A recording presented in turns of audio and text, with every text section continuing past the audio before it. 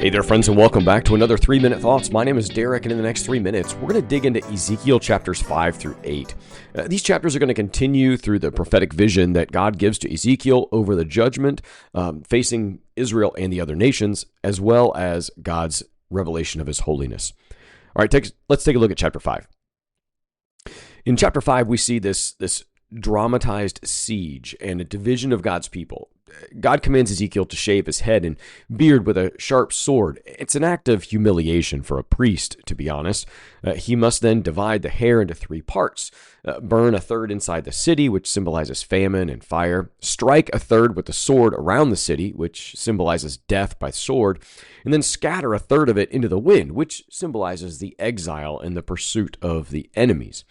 God declares Jerusalem more rebellious than surrounding nations. They had God's law, covenant, and presence, and yet they rejected him.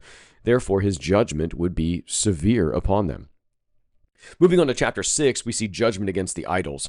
Ezekiel is told to prophesy against the mountains of Israel. These are the high places of idol worship. Altars would be demolished, idols shattered, and the people slain before them. Yet God remains to keep this promised remnant alongside him.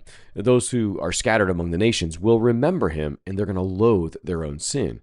A reminder here is that even in judgment, God's mercy shines through. The remnant becomes the seed of what would become the restoration and what we know of as redeemed Israel to this day.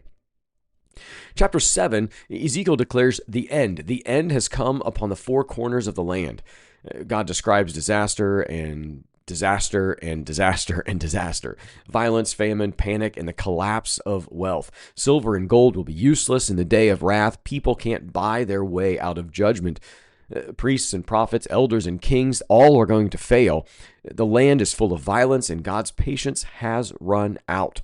This chapter stresses the certainty of judgment. Idols, wealth, and leaders cannot save when God's justice is revealed. Chapter 8 concludes our time together for today. This is Ezekiel, while in exile, is lifted in vision to Jerusalem. He sees abominations in the temple, idols of jealousy, elders of Israel secretly worshiping carved images in the dark, weeping women of Tammuz, which is a god of fertility, 25 men bowing to the sun at the temple's east gate as they turn their backs to the altar of the Lord. God says, "Is it too light a thing for the house of Judah to commit the abominations they commit here? The defilement is so deep that judgment is unavoidable." So God takes sin seriously. Idolatry is the heart that leads to destruction. God preserves his remnant, and judgment begins in the house of God. That's it for today. Be well, friends.